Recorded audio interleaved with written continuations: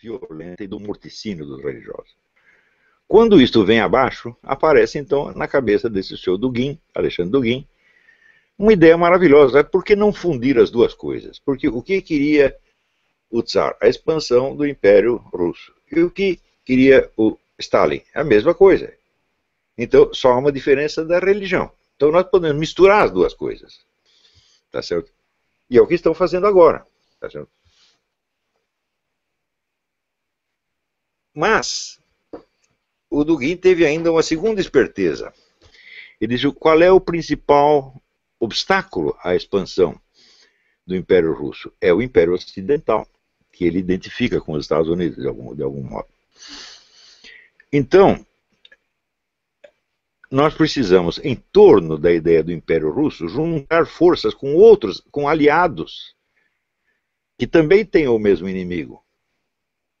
Então, o que ele fez? Ele fez a lista dos inimigos do Ocidente. É? E, assim, a natureza dos argumentos usados por cada um não interessa. É contra o Ocidente, serve. Então serve o comunismo, serve o nazismo, serve o fascismo, serve o islamismo, serve, vamos dizer, a extrema-direita nacionalista cristã francesa, serve, vamos dizer, tem outra, na França tem duas extremas-direitas, tem uma extrema-direita cristã e tem uma extrema-direita darwinista, evolucionista, materialista, chefiada pelo Alain de Benoist. O Alain de Benoist e o Alexandre Dugin são carne e unha.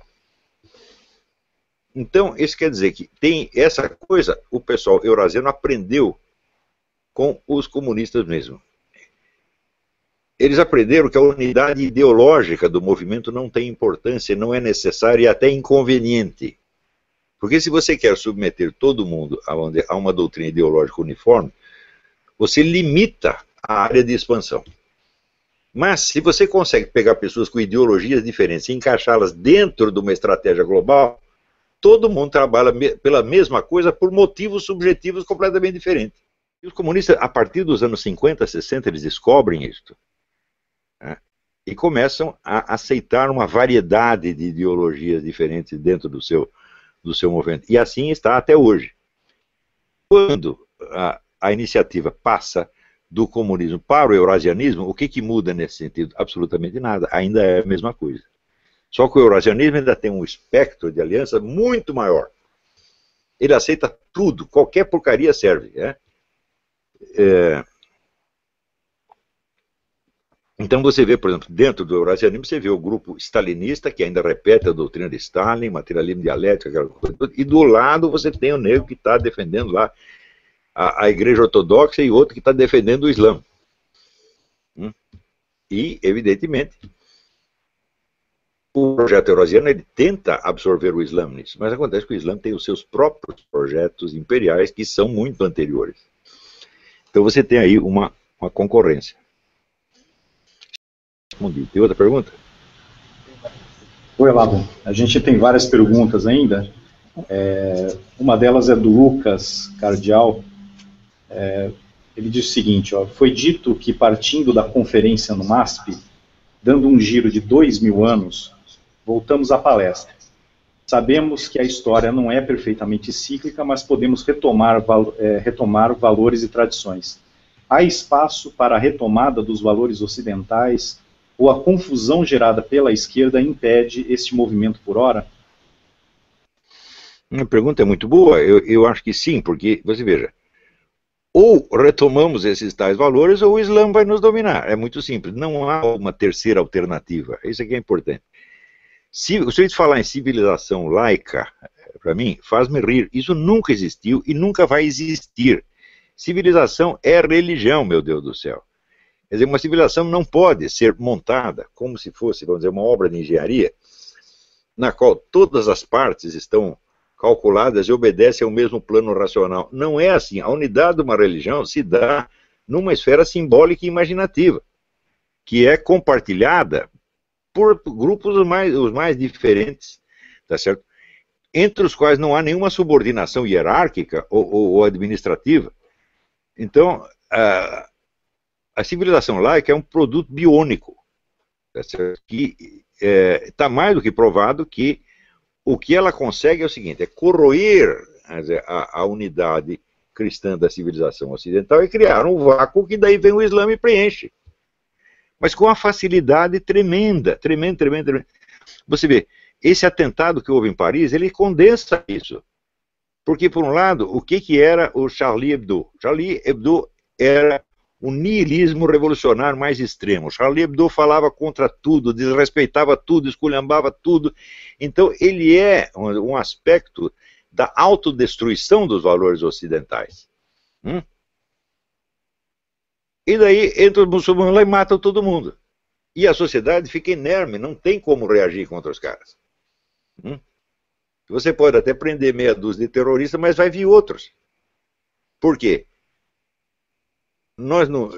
A evolução do Estado laico chega na chamada diversidade e no politicamente correto, onde o Estado, sendo laico, ele não pode se pronunciar em assuntos de moralidade, de religião, etc, etc, etc. Ele tem que se abster e deixar todo mundo fazer o que quiser. Então, é claro que, nesse panorama, quem pode mais chora menos, o que gritar mais alto vai ganhar. Quer dizer, a influência cultural sobre a sociedade está em aberto. Entendeu? Porque a única cultura que nós temos é a cultura da autocorrosão. Então é o seguinte, eu estou querendo te matar e você está querendo morrer. Não é uma maravilha? Então, exatamente o Islã percebeu isso. Falou, olha, esses caras estão querendo morrer e nós estamos querendo matá-los. Então, vamos aproveitar a chance. Então, só quem pode oferecer uma resistência ao avanço islâmico é a Igreja Católica, obviamente. Só que a Igreja Católica também não quer, porque ela também foi infectada de 200 anos de laicismo e ela não compreende já os processos históricos. Eu acho que os doutrinários da Igreja Católica já perderam o fio de meada faz muito tempo, tá certo? Quer dizer, não entendem realmente o que está acontecendo, eles se limitam a ficar indignados e a protestar. Né? Eu vejo, por exemplo, eu estou escrevendo agora esse trabalho sobre a teologia da libertação. Então, a teologia da libertação foi inventada na União Soviética. Então, quem inventou o termo teologia da libertação foi Nikita Khrushchev. E chamou lá meia dúzia de funcionários para implantar esta religião no meio ocidental, para corroer a religião e exercer ali, botar em funcionamento ali a técnica do Antônio Gramsci. Não devemos combater a religião, mas corrompê-la por dentro para fazer dela uma caixa de ressonância das nossas propostas. Né? Nikita Khrushchev sabia disso. Né? Então, ele inventa a teologia da libertação e em 1968 cria um congresso internacional onde aquelas ideias já são apresentadas. 3 anos depois aparece o primeiro livro sobre teologia da libertação de autor latino-americano, que é o padre Gustavo Gutiérrez. 3 anos depois. Ele estava na conferência, ele ouviu as instruções de Nikita Khrushchev e escreveu o livro. Até hoje você vê tudo lá. Quem inventou a teologia da libertação foi o padre Gutiérrez. É claro que não. E o Leonardo Boff, então? Leonardo Boff entra nessa conversa em 1977. Quer dizer, 9 anos depois. Né? Que a fórmula já estava toda... Nikita Khrushchev inventou isso nos anos 50. Conseguiu fazer a tal da conferência em 68. Quer dizer, veja a longa preparação que houve. E com toda a grana que tem a KGB, você imagina quanta gente tem metido nesse processo.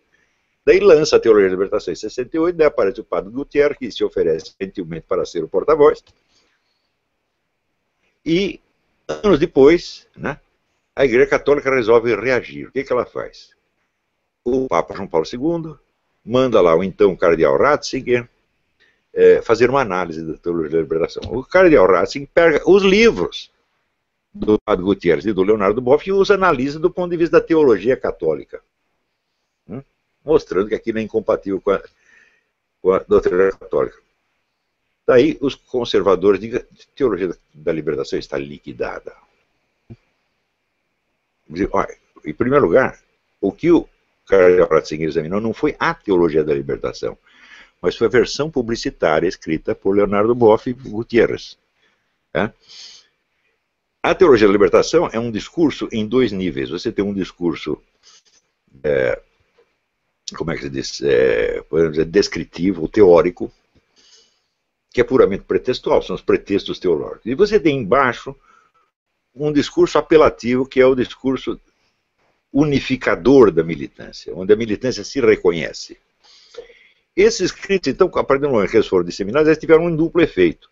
Um efeito no Vaticano foi chamar a atenção dos teólogos para o aspecto argumentativo, para a teoria da coisa.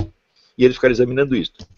Enquanto estava lá o cardeal Ratzinger examinando as altas teorias, o discurso da teoria da libertação estava atuando no nível apelativo no fundo da sociedade, criando as comunidades eclesiais de base, criando o PT, etc, etc. Tudo isso o cardeal Ratzinger não viu.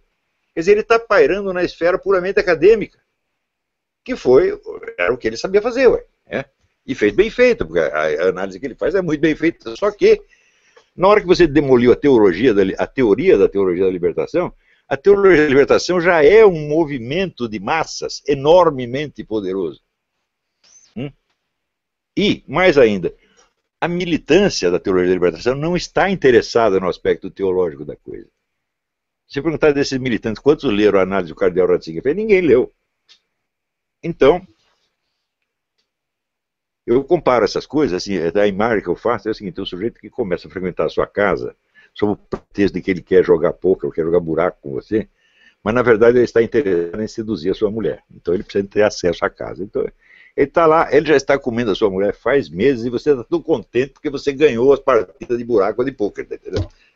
Então a vitória do cardeal Ratzinger sobre a teoria da libertação foi exatamente isto. Quer dizer, enquanto ele estava ganhando lá na esfera teórica acadêmica, os caras já tinham ocupado todo o terreno político que eles queriam. Então, isso aí, aliás, é um traço permanente, vamos dizer, da cultura do Ocidente, que vem do preceito democrático, de que você deve combater as ideias e não as pessoas. Eu digo, se você vai combater as ideias e não as pessoas, você vai ganhar todas as disputas acadêmicas e perder todas as disputas políticas, porque a disputa política não é uma disputa de ideias, é uma disputa de poder por pessoas. Né? Se você venceu o argumento do cara, mas ele continua no cargo, e você continua sendo um Zé Mané, ele ganhou, pô. Você provou que ele está errado, mas ele está lá, cheio de poder e de dinheiro, dizendo, estou errado, grande porcaria.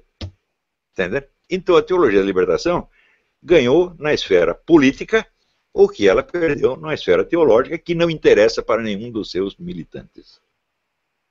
Então, isso aí mostra a fraqueza da reação da Igreja Católica a esta, não só a penetração de ideias comunistas, mas a penetração do Islã também. Por que que acontece isso? Porque a Igreja Católica perdeu o senso da unidade da civilização, da unidade do processo histórico, e ela está tratando as ideias como se fossem coisas separadas do mundo prático. Ela fica debatendo no mundo das ideias, meu Deus do céu. Ora, o sentido de uma ideia não é só o que está escrito,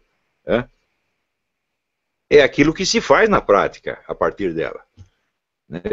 Esse é o verdadeiro sentido. Então, essa coisa de que existe aqui uma doutrina ideal, mas na prática as pessoas fizeram outra coisa, esta é uma ideia errada, típica do liberalismo ocidental, de que as ideias são puras e a prática as corrompe. Digo, não, a prática corrupta está dentro das ideias. Sempre que você procurar, você vai encontrar. O exemplo que eu dou é o seguinte, por exemplo, quando o pessoal fala, o marxismo é um belo projeto, o comunismo é um belo projeto ideal, mas na prática os caras traíram. Não. Quando você vê a formulação originária do marxismo, toda a maldade que veio em seguida já estava lá. O que é socialismo, gente? Socialismo é a unificação de poder político e econômico. Isso é a definição do totalitarismo. Se você está numa democracia capitalista, você briga com os políticos, com o governo, você pode pedir socorro para um milionário, seu amigo, ou para um milionário que esteja na oposição. Agora, se o dinheiro e o poder político estão na mão das mesmíssimas pessoas, foi tudo unificado, não tem aquela margem de conflito que existe no Ocidente, acabou. Então, é claro que isso é um projeto totalitário monstruoso. O próprio Karl Marx sabia que a implantação do socialismo vai requerer a destruição dos quantos povos inferiores. Ele disse isso. Então, como é que era um belo ideal que se corrompeu na prática? Não, a corrupção prática já está na ideia. Isso. Ainda é o preceito do Hegel. A essência de uma ideia é aquilo em que ela se tornou. Então, quer dizer, no curso da sua realização, ela mostra a que veio. Não é isso? Então, se você pegar, por exemplo, pega o cristianismo, né? O cristianismo, ele durante vários séculos, ele propaga o quê? A doutrina do nosso Senhor Jesus Cristo, né? A conversão, a prática da caridade, o arrependimento, etc. E é com isso que ele se expande. E isso é ele. Né? Está entendendo? Por exemplo, para que o cristianismo passe a utilizar instrumentos de ação que são teoricamente incompatíveis com a proposta evangélica, precisava se passar 1.200 anos. Né? E o cristianismo já estava misturado com muitas outras coisas, e aí sim a ideia originária tinha se perdido. Mas quando o sujeito tem uma ideia hoje, e amanhã ele já começa a fazer violência para aplicar a ideia, então porque a violência está implícita, né? É uma coisa óbvia. Então, vamos dizer, os comunistas não começaram a matar pessoas para implantar o comunismo quando? No dia mesmo que inventaram o comunismo. Como é que Karl Marx conseguiu se tornar o chefe da Internacional Comunista? Boicotando, sacaneando todo mundo. O que é natural para o marxismo. Né?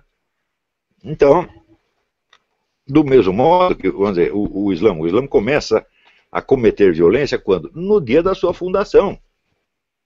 Por quê? Porque ele é a proposta de um Estado. Né? E o Estado contém necessariamente tanto elementos pacíficos quanto elementos belicosos. Então você vai ver a mistura dessas duas coisas desde o primeiro dia. O cristianismo não tem isso porque ele não é a proposta de um Estado. Ele se funde com outras propostas de Estado mais tarde e, portanto, se torna corresponsável pelas violências cometidas por esse Estado. Né? Mas não no sentido de que o cristianismo gerou isso. Não. Foi um acordo posterior com forças estranhas que gera isso. Né? Espero ter respondido.